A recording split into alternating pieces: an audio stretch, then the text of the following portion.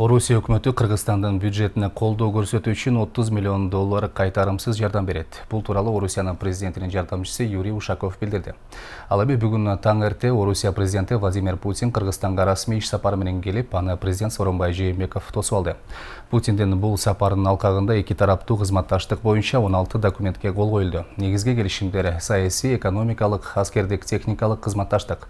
Ошондой эле энергетика, транспорт, жер ресурстары, инфраструктура жаатындагы долбоорлорду ишке ашыруулар башталат. Дагы бир өзгөчөлүк келерки 2020 жыл Кыргызстан менен Россиянын кызматташуу жылы деп жарыяланат. Россиянын президенти Владимир Путин расмий иш сапары менен учуп келди. Учурда мамлекеттик аларча резиденциясында Кыргызстандын президенти Сооронбай Жээнбеков менен Владимир Путиндин эки тараптуу жолугушуусу өтөт. Андан кийин президенттер журналисттерге маалымат жыйын берет. Белгилей кетсек, бул жолугушууда 30га чукул документтерге кол коюлары күтүлүүдө. Орусия президенти Владимир Путин Кыргызстанга бир күндүк мамлекеттик иш сапары менен келди. Аны расмий кабыл алуу иш-чарасы аларча мамлекеттик резиденциясында өттү. Аз эмде эки өлкөнүн гимни ойнолуп, президенттер эки өлкөнүн расмий адамдары менен учурашышты. Бул орус президентинин 2000-жылдан берки алгачкы мамлекеттик сапары болуп саналат. Эң алды менен Путин жана Жээнбеков тар чөйрөдө жолугушуу өткөрдү. Анда Жээнбеков Орусия биздин ишенимдүү союздашыбыз жана стратегиялык өнөктөшүбүз экенин айтты. Ал эми Орусия президенти Жээнбековго сиздин аракетиңиз менен Кыргызстан тынч, туруктуу турганына жана ал социалдык экономикалык мүнөздөгү маселелерди чечүүгө мүмкүнчүлүк берип жатканын өзгөчө белгилеп, эки тараптуу пландагы жана эл аралык аянтчадагы бирге иштешүүлөргө даярбыз деп билдирди. Россия для нас это надежный, близкий, верный союзник и важный, долгосрочный стратегический партнер. И мы всегда дорожим нашими отношениями с Российской Федерацией. И благодаря вам, вашей личной поддержке, ваше личное участие вывело наши двусторонние отношения на качественно высокий уровень. И мы в том году несколько раз встречались, встречались. В этом году вторая встреча. И каждая встреча наша дает толчок в нашем развитии. Я в начале нашей беседы хотел бы особенно отметить, что благодаря вашим усилиям в Кыргызстане спокойная, стабильная обстановка, которая дает возможность решать задачи социально-экономического характера. Вот я думаю, что прежде всего сегодня будем об этом говорить. Еще раз большое спасибо вам за приглашение. Чакан курамдагы жолугушуудан соң тараптар кеңейтилген курамдагы сүйлөшүүлөрдү өткөзүштү. Анда Жээнбеков Орусиянын Кыргызстанга берип жаткан экономикалык, инвестициялык жана башка багыттагы жардамына ыраазычылык айтты. Сөз алган Владимир Путин да Кыргызстан менен Орусиянын ортосундагы соода алакага көңүл бурулуп жатканын белгилеп, эки өлкөнүн товар жүгүртүүсү көбөйүп жатканына токтолду. Ал өзүнүн иш сапарынын алкагында келген орусиялык жогорку окуу жайларынын ректорлору, аскердик мекеме жетекчилери жана ишкерлер кыргызстандык өнөктөштөрү менен жемиштүү макулдашууларга жетишүүгө аракет кыларын билдирди. На переговорах стороны выразили заинтересованность в развитии многопланового сотрудничества между нашими странами. В духе стратегического партнерства мы намерены углублять внешнеполитическое, торгово-экономическое и военно-техническое сотрудничество.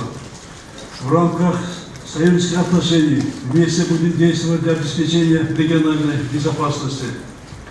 Сегодня мы договорились провести в 2020 году год Кыргызской Республики в России и Российской Федерации в Кыргызстане. Эти мероприятия стали весомым вкладом в укрепление нашего стратегического союзничества. Мы также обменялись мнениями по актуальным международным вопросам, рассмотрели вопросы нашего взаимодействия, в том числе в рамках таких региональных организаций, как ОДКБ и ШОС. Как вы знаете, в нынешнем году Кыргызстан является председателем этих организаций. Мы проведем здесь в Бишкеке очередные заседания глав государств. У нас состоялся предмет разговор по углублению торгово-экономических связей, в том числе и в Евразийском экономическом союзе. Отрадно, что устойчиво растет объем товарооборота, объем поступления прямых иностранных инвестиций в России составил $123 миллиона. По сравнению с 2017 годом это на 25% больше. Киргизия является стратегическим партнером и надежным союзником России. Нас связывают проверенные временем узы дружбы, взаимопонимания, которыми мы оба дорожим. В ходе переговоров была подтверждена обоюдная заинтересованность в дальнейшем всестороннем укреплении отношений в политической, культурной, гуманитарной сфере, да, и в других областях, включая военно-техническое и военное сотрудничество. Конечно же, особое внимание на переговорах как в узком составе, так и с участием руководителей ключевых министерств и ведущих ведомств мы уделили вопросам торгово-экономического сотрудничества. В этой связи с удовлетворением отметили позитивную динамику двухстороннего товарооборота. В прошлом году он вырос на 17% по данным нашей статистики и достиг почти 2 миллиардов долларов. А в январе текущего года прибавил еще 25%.